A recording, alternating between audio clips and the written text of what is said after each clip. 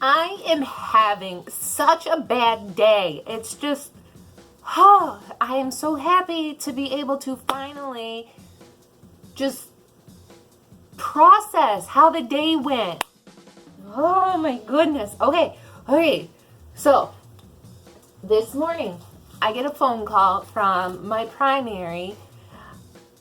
I had a phone call from my primary saying that my blood work showed elevated liver enzymes and that I needed to come have a new blood draw, a complete, it was a CBC. We were actually checking for anemia. I'm not anemic.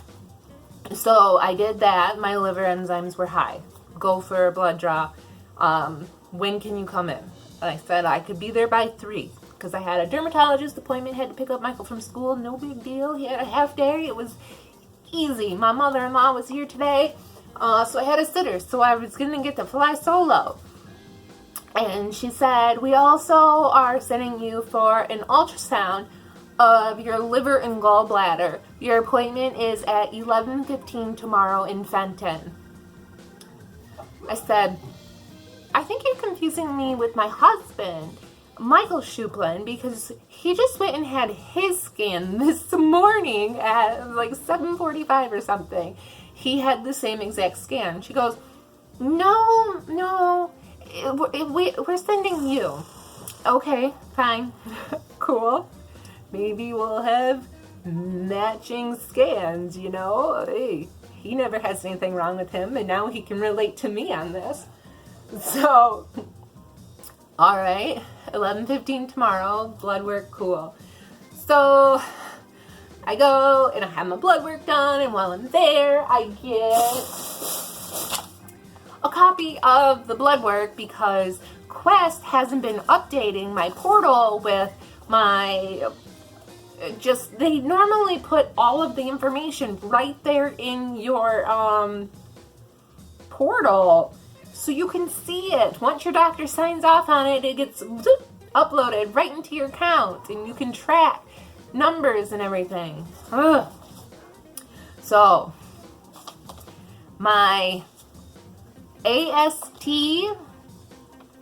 was 46, which is supposed to be between 10 and 30. And it was, I think, 10. I can't see because my phone is right there, and that's how I would pull it up to tell you guys. But, yeah, it was like 10 in July when I had my physical. And my ALT is 115. And it's supposed to be between 6 and 29. And that one was like, I think, God, I don't even remember. Like 14 or something in July. So, that's a big difference. But not only that, there is something with LEMTRADA, and I am trying to process this and hope to God it is not this, because I am very, very upset about it could be this stupid, it's like acute something. It happened in 0.2% of LEMTRADA patients during the studies, and you know, I'm just a special snowflake, and I happen to get all of the special circumstances, and I don't want this one. So if it could be something else, that would be excellent, even though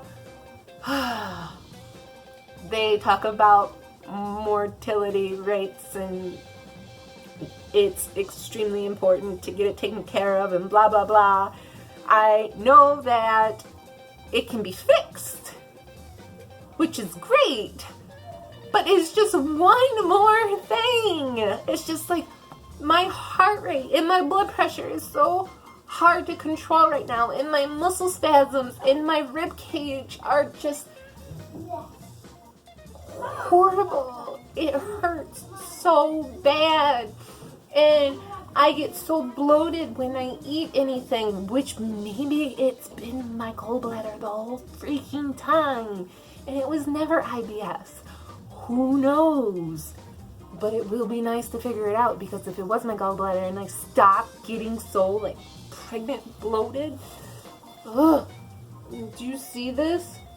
This is not how I look normally. This is like 6 months pregnant bloated. Ugh.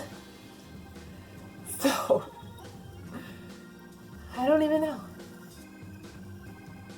I'm so tired because I've been gone all day at the doctor, and I was stopped at Meijer, and I bought myself some feel-good food. Chips and M&Ms. Don't judge me. I had a bad day. So, I eat my emotions. You guys know this already. This is not news. But I was at the dermatologist today, which was a scheduled appointment because Michael has a staph infection, which are these like little pimple things on his skin. But since there's no sexy time right now, because I feel like poo, I didn't notice them. And I looked at him the other day and I said, oh my goodness, what are these spots all over you?